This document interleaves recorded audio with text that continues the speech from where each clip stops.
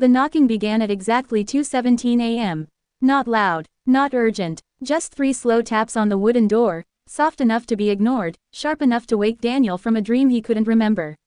He lay still in the darkness of his apartment, staring at the ceiling as the sound echoed again in his mind. No one ever visited him at night. No one even knew he lived here, in this old building on the edge of the city where the streetlights flickered like dying stars. The knock came again. Daniel sat up, his heart pounding. He told himself it was a neighbor, or maybe the wind.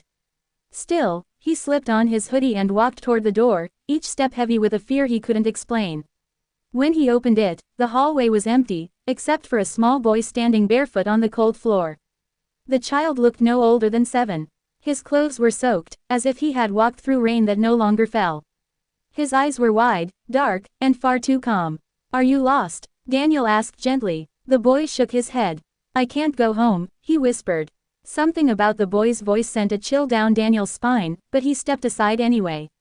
Kindness had always been his weakness. He let the boy in. Inside, the apartment felt colder than before. The lights flickered as the boy sat on the couch, his feet not quite touching the floor. Daniel brought him a towel and a glass of water. The boy didn't touch either. "What's your name?" Daniel asked. The boy hesitated. "AvILNuN." Daniel frowned. "That's an unusual name." The boy smiled, but there was no warmth in it. As minutes passed, Daniel noticed strange things. The clock on the wall had stopped ticking. His phone had no signal. And the boy, AvILNuN, never blinked. When Daniel looked away for even a second, the child seemed closer, as if the space between them was shrinking on its own. "You live alone," the boy said suddenly. "Yes," Daniel replied. "You're lonely." Daniel didn't answer. The words hit too close to the truth. AvILNuN tilted his head. "You help people even when it hurts you." "That's why I came." A cold realization crept into Daniel's chest.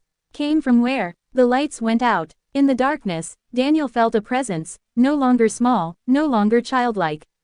The air grew heavy, pressing against his lungs. A whisper filled the room, layered and ancient. "Kindness opens doors," the voice said. "And tonight, you opened mine." The lights flickered back on. AvILNuN was gone. In his place stood something tall and thin, its shadow stretching unnaturally across the walls. Its face shifted between human and something far older, carved with sorrow and hunger. Daniel couldn't move. Fear locked his body in place. "I was once like you," the entity said.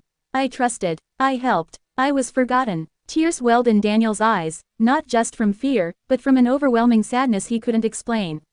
He saw flashes, people ignored, souls abandoned, kindness repaid with cruelty. Slowly, trembling, Daniel spoke. "You don't have to be alone." The entity froze. For the first time, the darkness around it wavered. Its shape flickered, unstable. Daniel stepped forward, every instinct screaming at him to run, but his heart refused. "You knocked," Daniel said softly. "That means you still wanted someone to answer." The shadow recoiled, as if struck by the words. The room filled with a deep, painful silence. Then the darkness began to pull inward, folding into itself. AvILNuN reappeared, small again, fragile, his eyes filled with something like relief.